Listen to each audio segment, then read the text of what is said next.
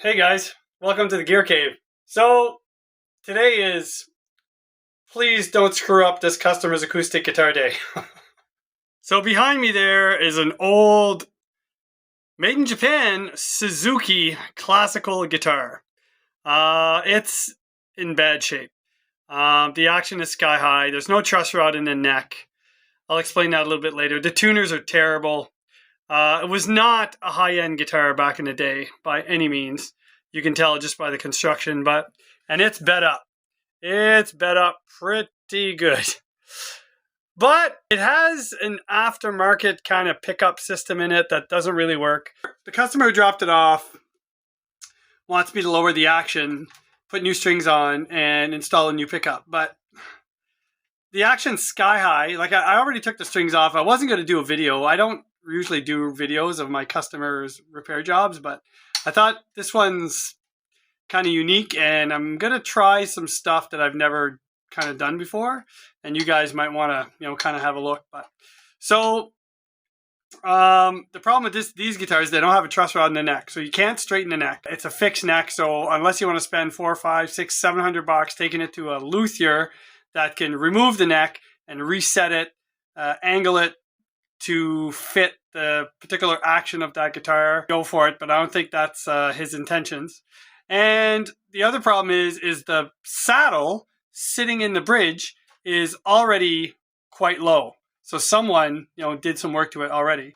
And the slots for the nut at the top of the neck are already cut well. The strings are like perfect height at the first fret. So there's nothing to do there. So the only way to lower the action on this thing is to lower the slot that the saddle sits in. Halloween's this week, which works out well because I'm a little bit afraid.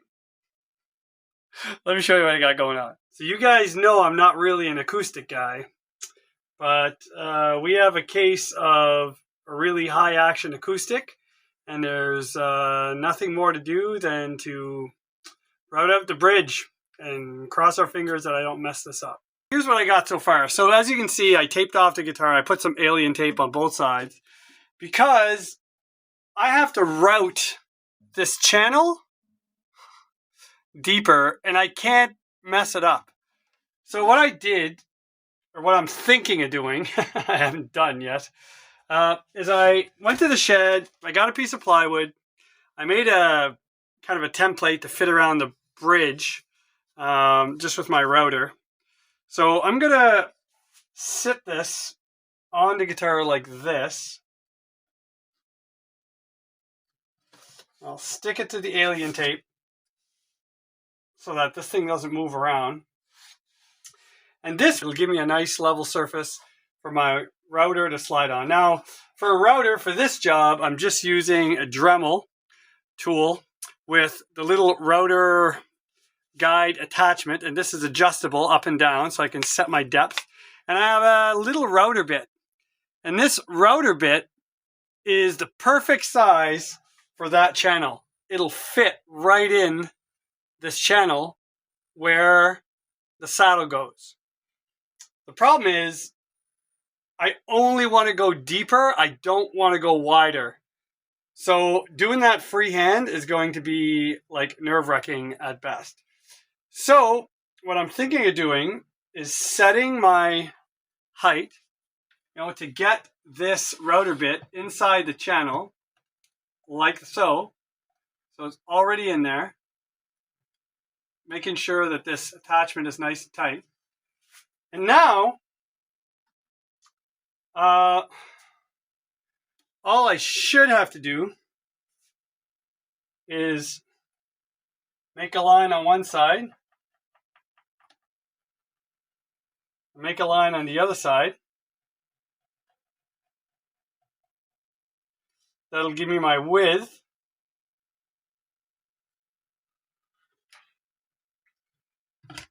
And I know these are square. So if I get my square edge, I should be able to run like 2 lines. And then I'll glue these guides.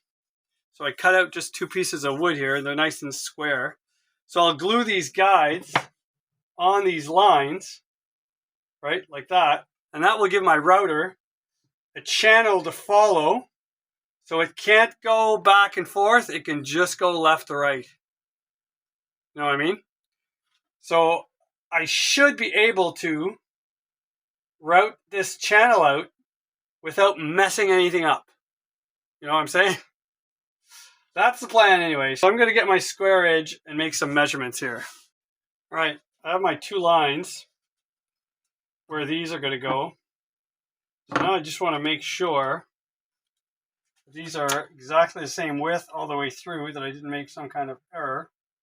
So 2 3/8, 2 3/8, and 2 3/8. All right, now what I'm going to do, I'm going to stick this blade out just a little bit, run that in my channel, slide this back and forth, and just check my line. You know what? That's perfect. So now the trick is I have to glue these like right on the line. Alien tape again. The alien tape isn't fussy. It doesn't really matter where it goes.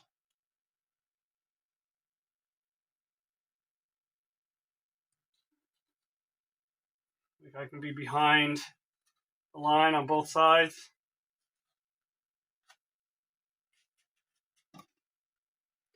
Excuse my back, ladies and gentlemen.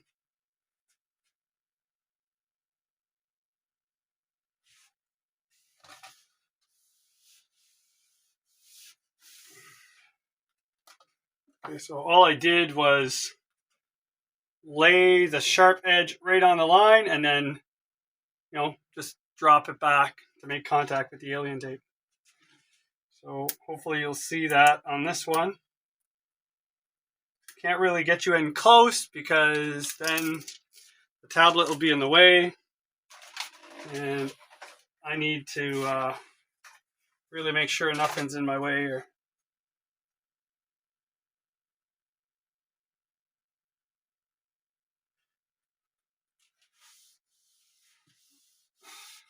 So this should fit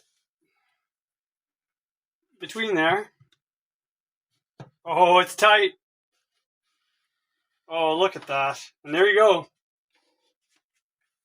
There's my guide to route out that channel. All right, guys. Wish me luck.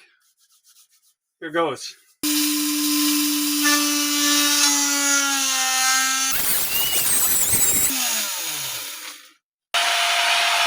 Oh, nice. I don't know if you guys can see that in there. See that? So I just took minimal amount of meat off. But yeah, it's nice and straight. There's nothing's wandering, nothing's moving. So the little jig works great. Okay, so now I got to get that to depth.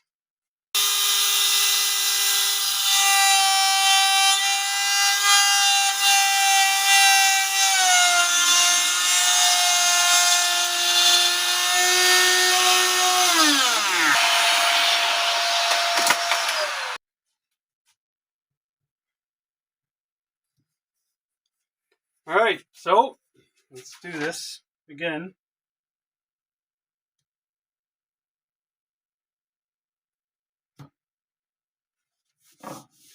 One guide.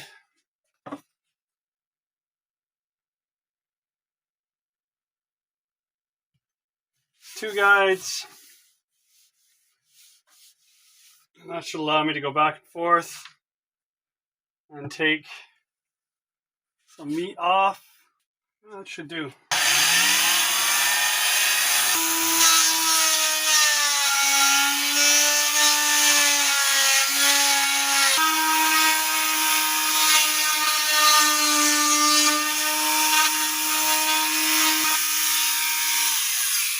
And it's awesome when you don't have to do any guesswork. Let me check, see where we're at, and then I'll show you.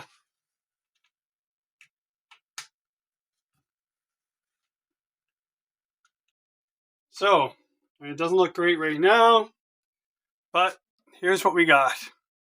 We got a deeper channel, lower walls, And when I put this nut in there, it's sticking out that much. So now I can go ahead and lower it if need be. So it's all good. It's all pretty darn good. Will it lower the action enough? Probably not. The action was super high on this. But at least it'll lower it enough that you can, play it past the 5th fret. And that's what we want. So the plan, very simply, to just use a paint pen and touch up what I just routed.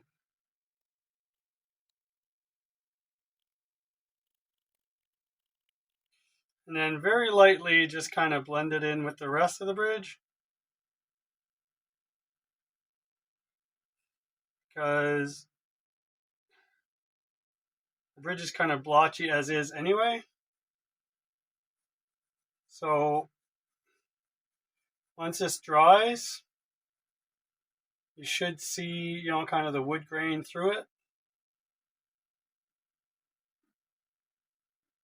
And I think now it'll match up pretty good.